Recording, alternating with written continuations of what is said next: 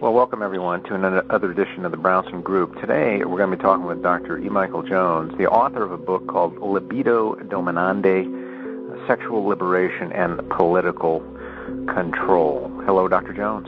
Hi, Dave. How are you? All righty.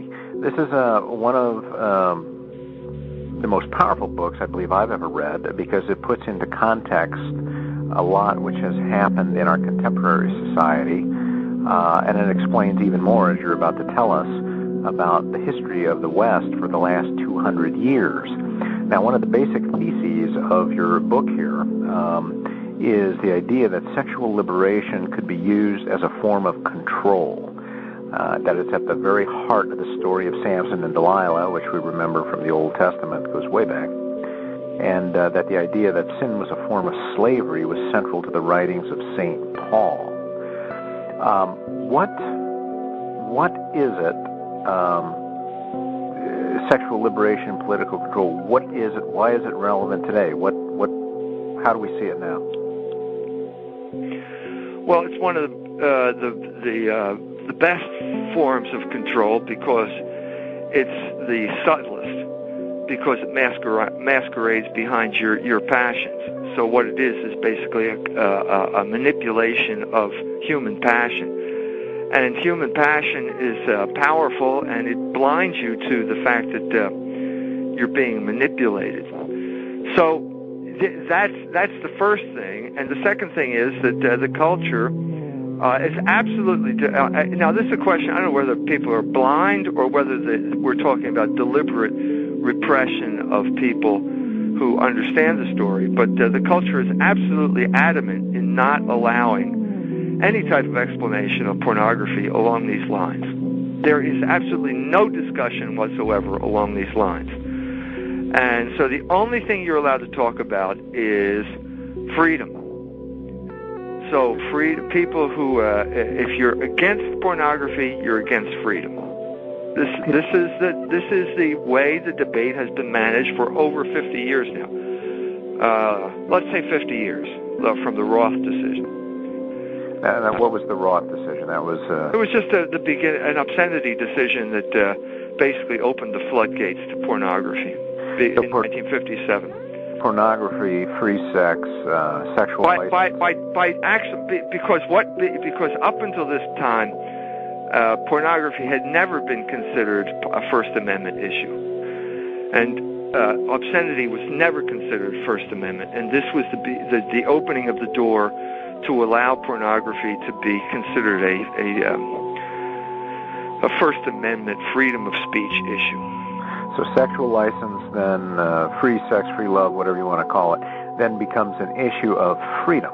It becomes an issue of liberation in the dominant culture. Yeah. So in order to really understand it, the real dynamics of it, you have to take a step back and you have to look for examples. And I think the best example that I can come up with was the instance of the Intifada, the battle between the Israelis and the Palestinians. In 2002, the Israeli military force marched into Ramallah. And after they did that, they took over the TV stations, which is pretty much standard procedure. But after they did that, something unusual happened. What was that? They started broadcasting pornography over the TV stations. Oh, they're liberating them. Well, this leads you to a question of, well, why were they doing that? Now, I've mentioned this in talks I've given in Europe and Africa and in the United States. And in two of those three instances, there were Palestinians in the audience who came up to me and said that they were there when it happened and told me details about it that I didn't know. For example, that there were snipers on the roof of the hospital in town, and they imposed a curfew, and if you went out, you got shot. So you had to stay in the house, and when you stayed in the house, the only source of information you had was the television, and the television is now broadcasting pornography. First one station, and then basically all three. All the stations but one got taken over, and the one station that didn't get taken over broadcasting, well, there's little bands across the bottom of the screen that they've been taken over by the Israelis and they're broadcasting pornography. So this is not something we're doing. We're beyond our control. So the question is, why did they do that? And if you go to the American contemporary culture and you look for an explanation for the purpose or the reason for pornography or what pornography means, there were two fairly recent cultural artifacts that explain it for you. The one is called The People versus Larry Flynt, Hollywood movie, and the other one was called Boogie Nights. And both of these appeared around the early 90s, and they appeared at that particular time for a particular reason. That's because at that time Congress was debating something called the Communications Decency Act, which was whether to allow pornography on the Internet. And this was the pornography industry's cultural offensive to make sure that they were allowed to use the Internet to distribute pornography. So you go to a movie like The People versus Larry Flynt, and Woody Harrelson, for some reason, they picked him to play Larry Flynt. I don't know where. I guess Jabba the Hutt was had other obligations at that time. But anyway, they got him to play it, and during the course of the movie, he says that no one is free in this country unless I'm allowed to produce pornography. And so that's pretty much the explanation. Pornography equals freedom. So if we take that explanation and we apply it to what happened in Ramallah, it's pretty clear that the Israelis were trying to bring freedom to the Palestinians. Well, but your book and your thesis is that that's really just a euphemism for a very sophisticated form of slavery. Well, I think anybody in his right mind knows that the Israelis are not interested in liberating the Palestinians unless we take liberation in a contemporary cultural sense, and so you have to look someplace else for the explanation. And I'm saying the real explanation can be found in places like, the story of Samson and Delilah in the Bible, which is also set in Gaza. So nothing has changed in that regard. So the idea is to get people to watch pornography or accept pornography, whether it's in the United States or anywhere else. Once they start doing that, then their passions will determine how they live their lives. Yeah. And the people who present the pornography will make money because people will want to feed their passions, and as these industries make more money, they'll be able to exert more influence on the society. Right.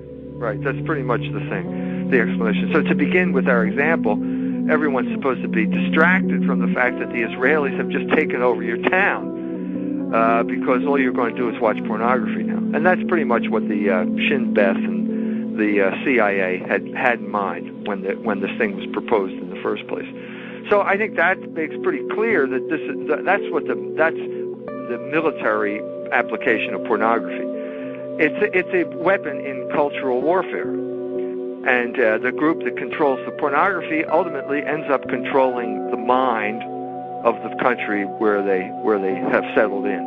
And so what you see here is that the same thing happened in the United States in a less dramatic fashion over the course of the 1960s, when the people, the Catholics, fought. Catholics have been fighting Jews for 30 years at that point over obscenity. The battle over obscenity in the United States was a Catholic-Jewish battle. Usually Irish Catholic attorney generals fighting Jewish Hollywood pornographers or New York pornographers in the early years. People like Samuel Roth, who was the guy who was involved in the Roth decision in 1957. You mentioned something about culture, and culture is a very important aspect of human life, and it's also a very, I guess you could call it, like Clausewitz would call it, a center of gravity to certain people. It would be kind of one of their resources that holds them together, and if you can corrupt that or change that, then you can control them. Yeah. So the battle is over who controls the cultural settings in America. And the battle was basically between the Catholics and the Jews.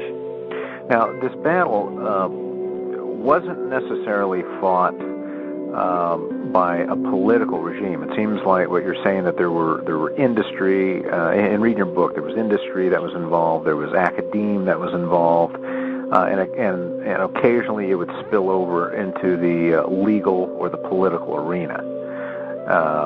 Is that pretty accurate? Yeah, I think that what we're talking about is moral and pre-political. In other words, if you can control this aspect, then the politics sort of follows naturally from that. Because first of all, you've established the parameters of control. You've established the idea that control is something that is acceptable, and it's acceptable because it's not perceived as control. No one perceives this as control. Everyone, I mean, there's the libertarian argument, like, well, if you don't like it, well, change the channel, this type of thing. That's not the issue. The issue is who gets to determine what's on the channel in the first place. And once you